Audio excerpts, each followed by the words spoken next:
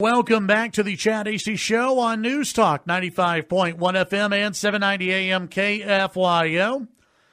Also on your KFYO app. Remember, you can download the KFYO app and listen anywhere you travel this holiday season. In studio, Ryan Hyatt with the Raiderland.com. Yeah. How are you? Good. Good to see you. Good to be back here in the studio with you. Yeah, glad to have you in. Figured that, we had a little bit of news over the weekend with Kliff Kingsbury being fired. We should bring in Ryan Hyatt. This doesn't have anything to do with your escapades in the Metroplex and everywhere you ate and posting pictures for that 3 straight days. Segment two. You go out of town and I see nothing about your family. I see nothing about, your mom and dad and the wonderful time yours. All I see is, look what I ate. Yeah, it was pretty good. You asked for pictures. I know, I worry. Yeah, you asked for pictures, so I gave you some pictures. Yeah. By the way, down in Friona, or up in Friona, it's 38 degrees right now. Yeah, it's a little chilly. Yeah, just checking the charts there. A little chilly out there. All right, well, it's good to visit. Yeah, see you later. Yeah, good to see you. Go to the website, you. theraiderland.com. Appreciate it. All right, so Kliff Kingsbury fired this weekend. Not a surprise. No. Not a surprise at all. This has been brewing. You could say it's been brewing for a couple of years now, that it's been brewing. What's next now for Texas Tech? Because they've got to find somebody pretty quickly. Right? Yeah, you've got a lot of things that now kind of impinge on a coaching search with the new early signing date in December. This is affecting all colleges and all athletic directors, and it may be one of the reasons why Kansas moved so early in firing Matt Beatty and hiring Les Miles. That you've got to get ahead of this. What used to be the recruiting curve for February is now the recruiting curve. And trying to have a modicum of staff in place by early mid-December. If you look at Kirby Hocutt's track record, too, he moves quickly. He moved quickly to hire Chris Beard after Tubby Smith bolted. Even when they hired Kliff, they moved very quickly after Tommy Tuberville. I think this thing will be wrapped up within a week. Yeah. Might not even go that long. Yeah, well, he knows who his candidates are, and it's a very short list. Okay, so the list seems to be growing by the minute, and then it lessens by the minute as sources. There are sources out there. Who are the candidates, you think? I think I'm fairly confident. I agree a lot with what Don Williams was reporting yesterday, and I think these are consistent with even some of the names we heard last year at this time. People forget we were at DEF CON 1.5 with this search last year. Kirby Hocutt's known for over a year where he was going to go. Jim Levitt, Oregon defensive coordinator, his former linebacker coach at Kansas State, former USF head coach, departed USF under a cloud. I think that's the big baggage on him, but that's one of the 3 or 4 definitely in the mix.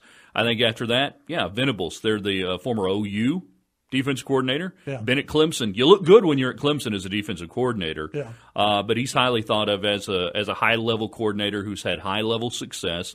He is definitely in the mix. I think after that, you start looking around, and Matt Wells at Utah State is a name we started talking about on the website a week or so ago when Colorado fired Jim McIntyre. And I started looking at the people. We'd been aware of what he'd been doing at Utah State the last couple of years, and I know a lot of people may not be familiar with him, but he is a rising star, upward arc. He's in his 6th year at Utah State. They're 10-2 this year. He's also had teams that won 9 games there, and this is where you don't win big. You don't win big at Utah State. He's winning big at Utah State. So I think Wells is another guy. I would put 2 more names in the sort of category. Dana Holgorsen. I think there's some Tech interest there. Yeah. I don't know how much Dana Holgorsen interest there is there. And then after that, Norvell at Memphis. I keep saying Memphis State, University of Memphis. He's done a very good job there at Memphis. Again, not an easy place to win. He's got some Texas ties. Went to high school at Irvin MacArthur there in Arlington Grace Prep. Played wide receiver at Central Arkansas, as Don said yesterday. He's done a good job. He's young, too, 37, has won 8, 10, and 8 games there at Memphis. That's pretty good. Yeah. And was an assistant at Tulsa Pitt and Arizona State under Todd Graham. Do you think, because you were at the presser yesterday, right? Mm-hmm. Okay. It seems to me Kirby Hocutt wants to go for a defensive-minded head coach. Not necessarily. No? No, I think he made it clear he wants a total head coach. Yeah. He wants a head coach who can be in control, understand, and have a clear vision for both sides of the football, both offense and defense, that he can be intricately involved in that. I hate the term CEO head coach. We hear that a lot, and you hear that term. You heard that with Tuberville. But you know what Bear Bryant did? Bear Bryant coached the coaches, and the coaches went out and coached the players. Vince Lombardi coached the coaches, and then Bart Starr coached the players. Well, it kind of worked out that way. I think what you're looking for is somebody who is not so over the top involved on one side of the football, so myopic. And I don't want that to sound as a criticism of Kliff Kingsbury, but when you're so good on that, and that's who he is, that sometimes that leads to situations like we've seen at Texas Tech. And that's why I was chuckling a little bit when people last night were talking about Mike Leach. That's who Mike Leach is. Mike Leach is not – and Mike Leach has spent the better part of the morning bashing Tech. He ain't coming home. That's not what Kirby Hocutt is looking for. Yeah. Okay, so out of the top-tier guys that you had mentioned – who fits that mold? Do all of them fit that mold? Well, I think most of them fit that mold. You could say Venables is more of a defensive guy than any of the others. Obviously, the others have head coaching experience. Yeah. They have learned how to run a program. They understand the pitfalls. It's not just X's and O's. There's so many other components that go into being a college football head coach that are even vastly different from being an NFL head coach. And that's why you see very few successful transitions, college, NFL, NFL, college. It's just two different games, the way it is structured, and never more so than right now. So, I think if you're looking at that and you were ranking them on his priorities, I think they're all right there even. In this original, he used priority candidate yesterday, Chad, as this short, narrow list. And I don't think he'll go far off this list. Yeah, visiting with Ryan Hyatt from theraiderland.com. One criticism or, knock that I hear a lot from folks is it's going to be hard to get a good hire at Texas Tech University because Lubbock is in the middle of nowhere and you can't recruit here. You can't do anything. Why would anyone want to come here? Yes, exactly. Yeah, they've obviously never been to the garden spots around the Big 12 like Ames, Iowa in January, hell, in September. They've not been to Manhattan. Yeah, most colleges are located in off-the-beaten-path spots. Otherwise, the University of Hawaii would be ranked number 1 in all sports. USC would be ranked number 2, and then Florida would. And obviously, it doesn't work that way. Yeah. Texas Tech is offering between $3.5 and $4 million. That's a lot of money. There are only about 60 jobs in America, if you're a college football coach, that truly matter. There are 127 D1 schools, but there are only about 60 to 70 that truly matter. Texas Tech truly matters. You're in a Power 5 conference. You've got great facilities. You could recruit the state of Texas. Tech is not standing in the welfare line looking for coaches to come here. So one of the things that Kirby Hocutt brought up yesterday was getting this team back to an elite level. Yeah. I don't know if we've seen an elite football team consistently out here in a very, very, very long time, if ever. What does that look at? What are the fans' expectations of, or what should they be for a new football coach? I think given the current landscape of college football right now, I think the numbers you're looking for is you're consistently 8 or 9 wins. You're at that 8 or 9 win level. Every 2, 3, 4 years, you're competing for a Big 12 championship or whatever conference you happen to be in, that you're putting yourself in position to compete for that championship.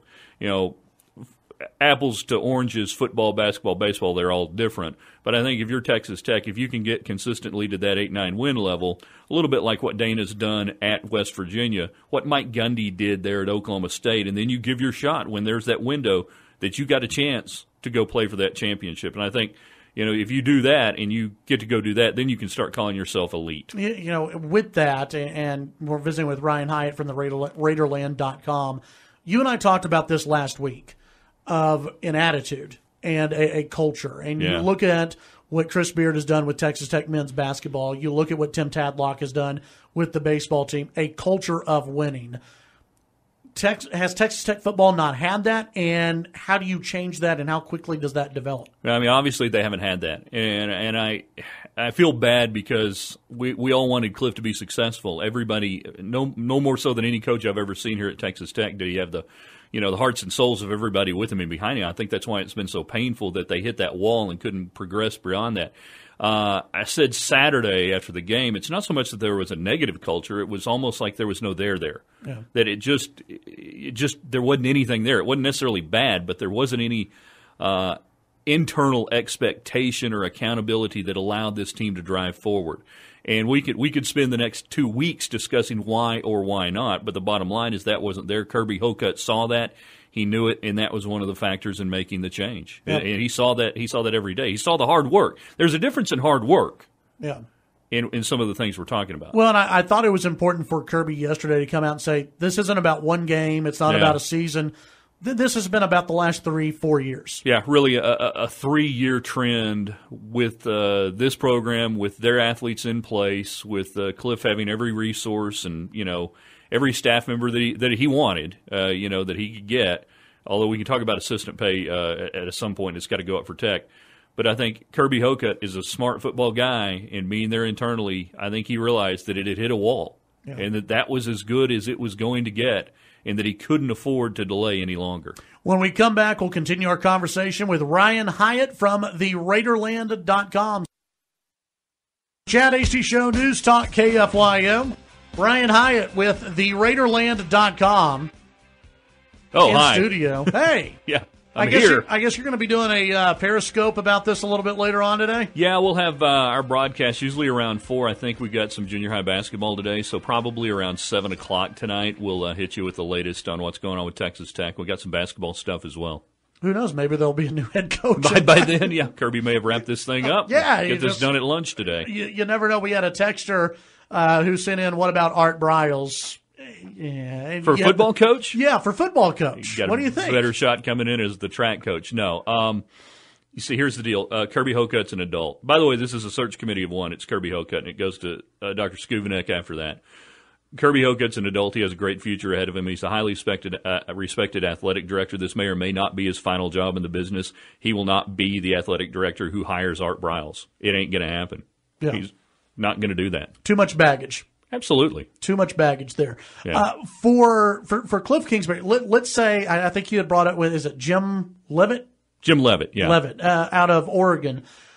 He's one of the older coaches on the list, potential coaches. 61. I mean, that's kind of a culture change over at Texas Tech, right? Here's why I wouldn't rule that out. Which direction did Kirby Hocutt go after the Billy Gillespie fiasco? What did he do? Yeah. He brought in Tubby Smith, an older coach, an experienced coach, kind of the grown-up in the room to settle things down. Totally different scenario. Kliff Kingsbury, not Billy Gillespie. No, right. No. But I'm saying a lot of times you will see athletic directors move a little bit 180 from what they had, say, okay, were we too young? Well, let's be too old this time. And I'm not saying Levitt's too old. That's why I'm saying don't dismiss that out of hand completely. Yeah, let's go to the phones, and we've got Jim. Jim, you're on with Ryan Hyatt. Good morning. How are you, gentlemen? Doing great. Could you run us listeners through the transfer rules, what the NCAA says about if a player can transfer, who may want to transfer, when do they have to declare it transferring, things like that when they get a new coach. If a player doesn't like them, can they just move? Are they stuck at Tech? Or kind of run us through that, if you would, and I'll just hang up. Thanks, Jim. They've liberalized the transfer rules in the last year. I don't have any dates in front of me on filing that you've got to do. What you do is a student-athlete would go to the compliance office at Texas Tech, and they file, and they basically get put into a free agent database. And that allows other schools to see that, so-and-so has decided to transfer, and then, they've got the ability to move on if they want to move on. And I like the liberalized transfer rules. I think if a coach can leave or get fired, players ought to go to. It's a 1-year scholarship, renewable at the school's discretion. I don't expect a lot of players to transfer out of Texas Tech. You'll have some because you always have some. Yeah. You'll have some probably maybe in the recruiting class that you don't have very many of right now, which is one of the reasons why you're trying to make this hire as quickly as you can. You might lose 1 or 2 out of that class. Might pick up some when you get a new guy. Who's to say on that? I think it's going to be a net wash. I think everybody's probably wondering, do you lose Alan Bowman? No, I don't believe you will. Because I think any coach that's coming in is going to go, I may have an NFL talent quarterback here. I think I'm going to let him throw the football some. That's the deal, is that whoever gets hired, they're sitting in a pretty good spot on the offensive side. You've got some great wideouts. You've got a great a very good quarterback, as long as he can stay healthy, and they're all freshmen this year. I mean, you've got a great future on the offensive side of the ball. Yeah, I wouldn't be surprised if Antoine Wesley declares for the draft. And if he's the top 3 round pick, I think he should. So we'll see. And Kliff Kingsbury probably would have said the same thing.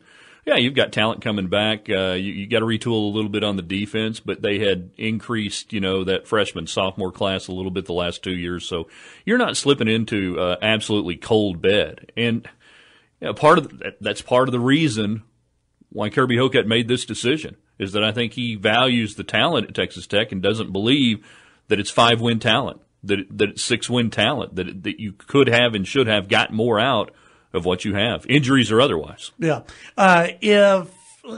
If Bowman would have been healthy this entire season and if you would have won 8 games, Kliff Kingsbury stays on, right? Yeah, I'm thinking so. If you could have got to that 8-game level, I don't know about 6. I don't know that 6 would have done. I'm not even sure that, had you beat Baylor and just gotten bowl eligible, I don't know. I think the decision was made before Baylor. I believe so. I think it was. I don't think, and Kirby Hocutt as much said that yesterday, but I can't imagine he went into the game thinking, well, we're just going to see if Baylor's kicker can make a 38-yard field goal in the last minute, and if he does, I'll fire Kliff. I don't think it works that way. Yeah, Kirby Hocutt a lot better than I do, and it's one of those, he is somebody who, it seems to me, he's playing the long game, and he's looking at this throughout the season, and maybe 2-3 games ago his decision was made about the future of Kliff Kingsbury. I think they probably went into that last 2-game stretch looking to see how they would respond, what this team would do, get up off the mat after those 3 games. Would the defense really show that they could make something happen? Kirby talked yesterday about, everybody's got injuries, and you can't use that there are other ways to win football games than scoring 50 points a game. Yeah. And, you go out and you have the brownout and you're just not there in Manhattan, and then you give up more points than anybody other than, I think, TCU, I can't remember who it was, gave up against Baylor this year. Yet there were different ways to win those games, even without Bowman being out there, even with the injuries, and that did not happen consistently for a lot of different reasons. Obviously, there are a lot of people who feel bad for Kliff Kingsbury, and you wish him nothing but the best. He loved Texas Tech. He wanted to get Texas Tech to the top. He wasn't able to do it. His future, though, is still pretty bright. Oh, I think so. I think it won't take very long for either an NFL team, and I think his future's in the NFL. I think he is going to make a great professional coach. So much of what he does is, I think, geared that way. And you put him in a pure football environment. By that I mean you don't have to worry about recruiting. You don't have to worry about glad-handing the fans. You don't have to worry about doing anything other than football. You want a guy, you go get on the waiver wire and you go get that guy who looks like that. That, I think, really dovetails into the strengths of Kliff Kingsbury. Could end up on a high-profile staff next year as an offensive coordinator in the college ranks, too. He'll have plenty of options, and don't worry, he's going to be successful, I think, as he goes through. Yeah, absolutely. All right, so with Kirby Hocutt, I think it was an hour, 100 hours that he decided Kliff Kingsbury. So we're on the countdown right now. We'll see what happens this week. Yeah, like I said, I think it'll be wrapped up sooner rather than later. I think the list is tight. I think he knew exactly where he was going to go. He did not make this decision and then go, well, let's go see who's out there. He knows who's there, who's available. And part of it, again, I will say, depending on which coach he goes with, the time frame may depend on that coach and his ability to get out of his current situation and get to Texas Tech. Do you have a favorite, by the way? I think all of them bring different things that could allow Texas Tech to be successful and be successful at Texas Tech. I'm really intrigued by Wells there at Utah State right now. That name does interest me. For me, I am looking at Arkward trend up guy. That's the guy I want. That's Chris Beard. Yeah. I mean, the more I hear about the guy from Utah State, you're right. I mean, that's not a place you win, and he's been winning there. Yeah. So I think that could be interesting. Tell folks about theraiderland.com. That's a cute little website. We got a lot of pictures of cats eating cheeseburgers, and sometimes we talk Texas Tech sports, Big 12, and a few other things. Theraiderland.com. You can also catch us on Twitter, Ryan Hyatt Media. We broadcast every day via Periscope and other stuff. See us on TV, KMEC 28. Very good, Ryan. Good to see you. Good to be seen. Chad Hasty Show, KFYO.